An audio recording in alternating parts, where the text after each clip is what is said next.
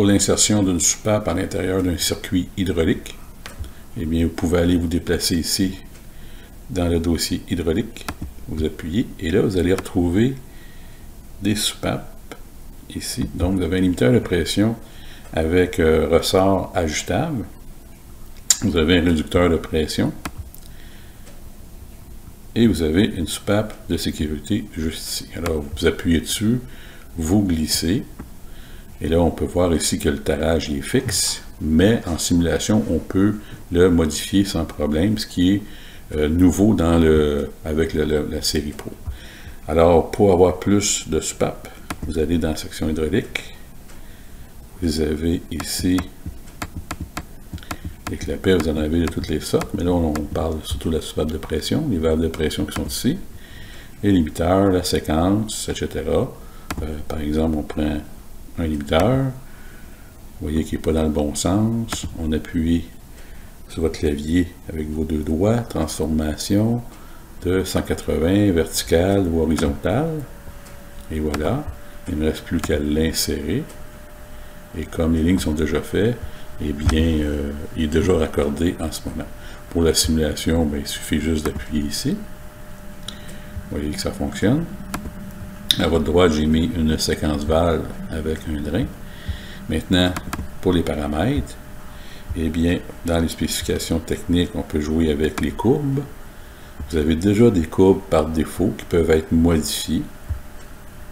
Si on vient ici dans la configuration, eh bien, ils sont en barre, vous pouvez les mettre en PSI.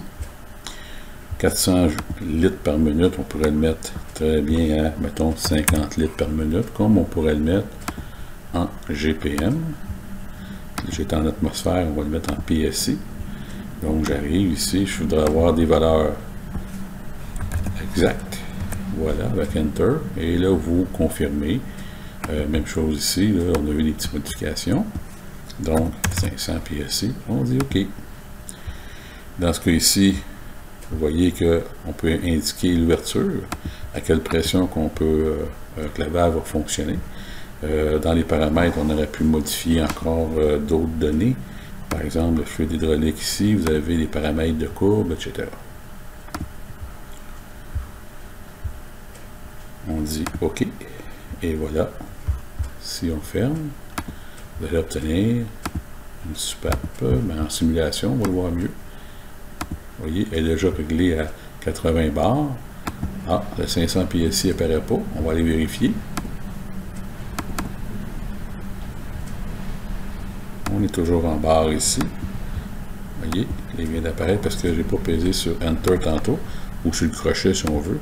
Fait l'ouverture, on l'avait demandé à 500 PSI. Et voilà. Et là, vous voyez que la courbe n'est plus bonne, comme qu'elle était auparavant.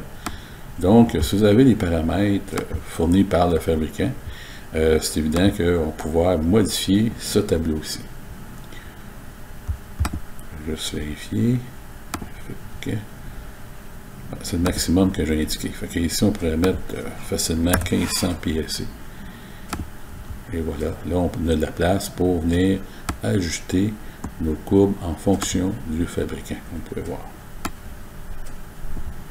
Alors, c'est toujours une courbe qui monte comme ceci. Donc, une courbe ascendante.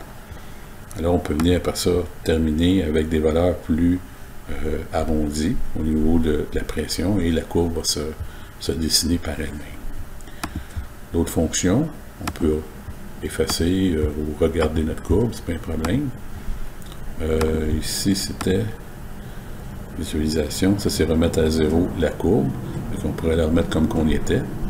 Alors voilà pour la configuration d'une soupape. Vous pouvez aussi insérer des défaillances, donc simuler des défaillances pour votre collègue, en appuyant ici par exemple, impossible d'ouvrir la soupape. Vous devez l'activer et vous appuyez sur le crochet pour confirmer.